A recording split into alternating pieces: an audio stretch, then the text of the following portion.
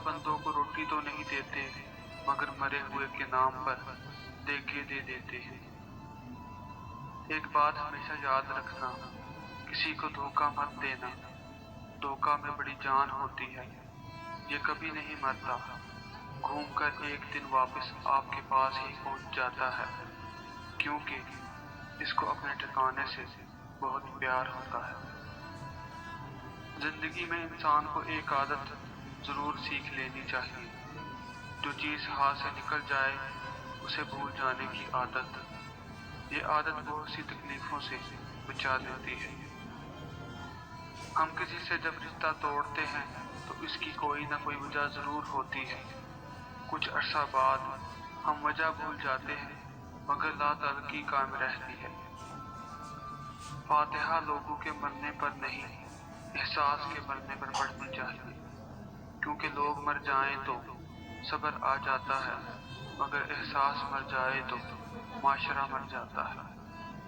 थोड़ी देर सिर्फ 15 मिनट की तन्हाई में बैठकर अल्लाह अल्लाह कर लिया कीजिए। देखिए तो सही कैसी कैफियत पैदा होती है। खटाई का नाम लेने से मुंह में पानी भर आए और अल्लाह का नाम लेने से कल्ब पर असर न हो, ये मुमकिन ही नहीं। ये ठीक है कि तुम एक गुलाब नहीं बन सकते, मगर इसका ये मतलब तो नहीं कि तुम एक कांटा बन जाओ।